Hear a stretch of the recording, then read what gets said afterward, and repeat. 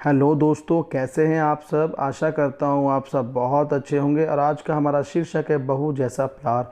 ये कहानी बहुत ही अच्छी लगने वाली है। इससे हमें बहुत ही सीख मिलेगी और एक अंडरस्टैंडिंग बहू और सास के बीच में जो हम सुनने जा रहे हैं। तो प्लीज़ कहानी को पूरा देखिएगा। तो हम स्टार्ट करते हैं। संगीता, मैं तुम्हें ये नहीं कहूँगी कि मैं तुम्हें बेटी नहीं, बहू नहीं बेटी ही मानूंगी। बेटी बेटी होती है और बहू बहू होती है। मैं तुम्हें बेटी जैसा प्यार नहीं दूंगी, मैं तुम्हें बहू जैसा प्यार ही दूंगी। रह रह कर होने वाली सास के ये शब्द मेरे दिमाग में हथौड़े की तरह वार कर रहे थे। आज मुझे देखने प्रमोद के साथ उसके मम्मी पापा और दीदी जीजा जी आए थे। प्रमोद और मैं दोनों ही इंजीनियर हैं। प्रमोद की जॉब मुंबई में थी और मेरी बेंगलुरु में। प्रमोद मेरे बुआ जी के दूर के रिश्तेदार में कोई लगते थे। बुआ जी फूफा जी प्रमोद की और उनके परिवार की तारीफ़ करते थकते नहीं थे। प्रमोद के मम्मी की तो बुआ जी इतनी तारीफ़ कर रही थी जैसे कि वो खुद इंजीनियर हैं। पति और बेटा दोनों इंजीनियर हैं, तो जाहिर है कि पैसों की कोई कमी नहीं है, लेकिन घमंड नाम की कोई चीज़ उनमें नहीं है। लड़ाई झगड़ा करना तो उन्हें आता ही नहीं। उलट उनकी हमेशा यही कोशिश रहती है कि उनकी वजह से किसी का दिल ना दुखे। खुद इंजीनियर होने के बावजूद और इतना पैसा होने के बावजूद खाना वे स्वयं बनाती हैं, सिर्फ सब्ज़ी आदि काटने के लिए काम वाले की सहायता लेती हैं। उनका मानना है कि खाना हमने स्वयं ही बनाना चाहिए ताकि घर के सभी सदस्य को शुद्ध और सात्विक भोजन मिले। इतनी तारीफ़ सुनकर मुझे मन ही मन लग रहा था कि यदि यह संबंध हो जाता है तो मैं अपने आप को बहुत खुशनसीब समझूंगी। क्योंकि कहा जाता है ना, पति पत्नी के गुण नहीं मिले तो चलता है, लेकिन सास बहू के गुण मिलना चाहिए, तभी वैवाहिक जीवन सुखी रहता है। यही सोचकर मैं मन ही मन खुश हो रही थी कि मुझे बहुत अच्छी सास मिलने वाली है। लेकिन आज जब उन्होंने बहू जैसा प्यार देने की बात कही तो बात किसी के भी समझ नहीं आ रही थी। आज तक सभी ने यही सुना था कि हर सास ऐसा ही कहती है, तुम मेरी बहू नहीं बेटी हो, मैं तुम्हें बेटी जैसा। लेकिन यहाँ तो उल्टा ही हो रहा है, बहू जैसा प्यार। घर में सभी को आशंका हो रही थी कहीं वे शादी के बाद फिल्मों वाली ललिता पवार टाइप की सास ना बन जाए। यदि ऐसा हुआ तो मेरा क्या होगा। लेकिन सिर्फ इस एक बात को नज़रअंदाज किया जाए तो बाकी सभी बातें अच्छी होने से घर के सभी सदस्य को लग रहा था कि ये रिश्ता हो जाना चाहिए। और आखिरकार शादी हो गई। मेरी शादी तो हो गई, लेकिन दिमाग में हर वक्त मम्मी जी के शब्द तुम्हें बहू जैसा प्यार दूंगी गूंजते रहते थे। इसलिए मन ही मन डरी हुई थी। मैं प्रमोद से इस बारे में बात नहीं कर सकती थी क्योंकि मुझे डर था कि कहीं प्रमोद ये ना समझ बैठे कि शादी होते ही मैंने मम्मी जी के खिलाफ़ उनके कान भरना शुरू कर दिए। इसलिए मैंने मन ही मन फैसला लिया था कि मैं अपना हर काम इतना परफेक्शन से करूँगी कि मम्मी जी को शिकायत का मौका ही नहीं मिलेगा। जब शिकायत का मौका ही नहीं मिलेगा तो वे ललिता पवार नहीं बनेंगी। इस बात का मेरे ऊपर इतना असर हुआ कि मैं हर वक्त डरी डरी सी रहने लगी। प्रमोद ने भी 2-3 बार प्रेम से पूछा, क्या बात है, तुम खुश नहीं दिखती, तुम्हें किसी ने कुछ बोला क्या। मैं उन्हें क्या बोलती, मैंने इतना ही कहा, नहीं ऐसी कोई बात नहीं है। नया घर, नया वातावरण, सब कुछ नया होने से शायद मैं अपने आप को एडजस्ट नहीं कर पा रही हूँ। धीरे धीरे सब ठीक हो जाएगा। मम्मी जी पापा जी भी मेरा बहुत ख्याल रख रहे थे, हर वक्त बहुत प्यार से पेश आते, लेकिन मेरे मन में जो बहू जैसा प्यार की गांठ बैठ चुकी थी वो निकल ही नहीं पा रही थी। सब लोग कहते हैं ना कि शादी के बाद कुछ दिनों तक तो ससुराल के सभी लोग अच्छे से ही रहते हैं, असलियत तो धीरे धीरे सामने आती है। अभी तो शुरुआत है, इसलिए ये लोग प्यार जता रहे हैं। धीरे धीरे मेरा मन इन्हीं सब आशंकाओं से ग्रस्त रहने लगा। शादी के 8-10 दिनों बाद की बात है। मैं चाय बनाने के लिए दूध के गंज 3 लीटर दूध था, मैं से दूध निकालने लगी। ना जाने कैसे क्या मेरे हाथ से संडासी बराबर पकड़ी नहीं हुए और गंज हाथ से छूट गया। पूरा की पूरा गर्म दूध नीचे गिर गया।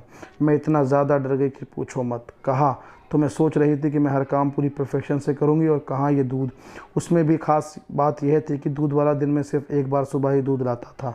पैकेट के दूध में मिलावट होने से वो घर में नहीं लाते थे। सभी लोग चाय का इंतज़ार कर रहे थे। गंज गिरने की आवाज़ सुनकर मम्मी जी ने बाहर से ही आवाज़ लगाई, संगीता क्या हुआ।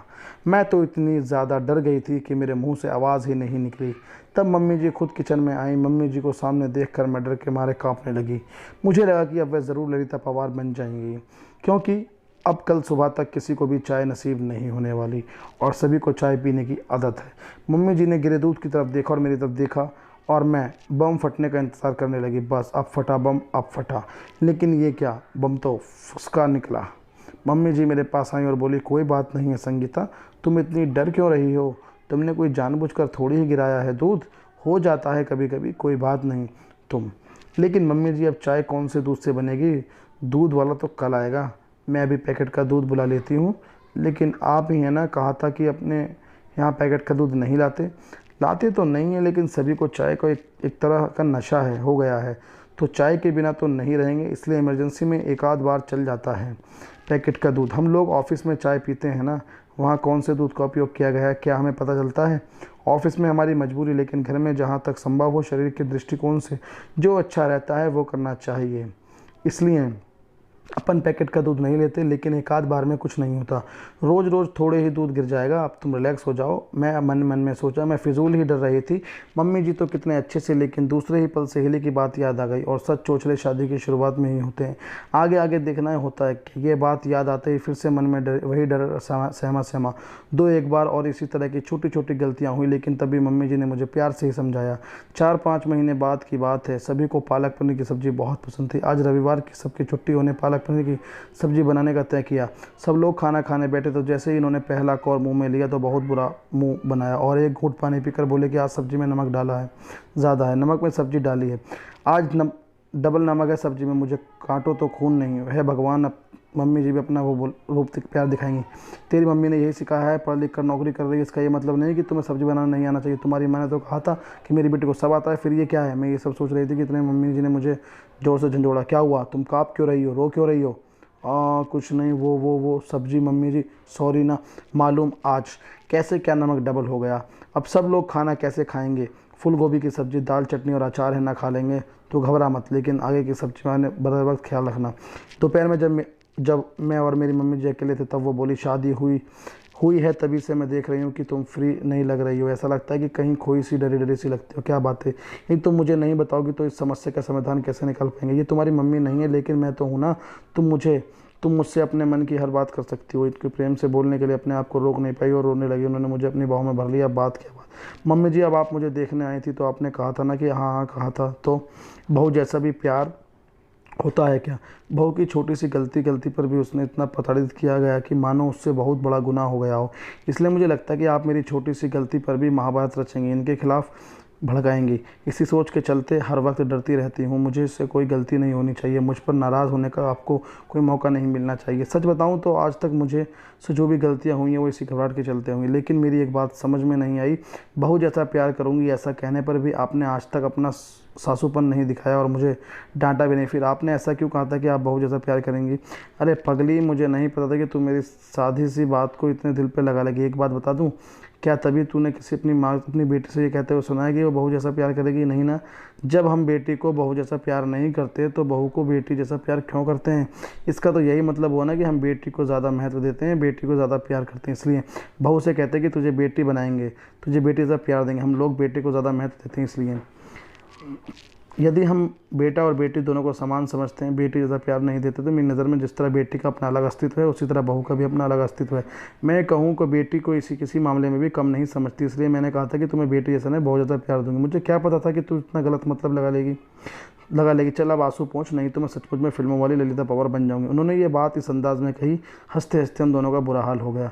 आज मुझे पता चला कि बहू वाला प्यार क्या होता है। आपको ये वीडियो कैसी लगी ज़रूर बताइए।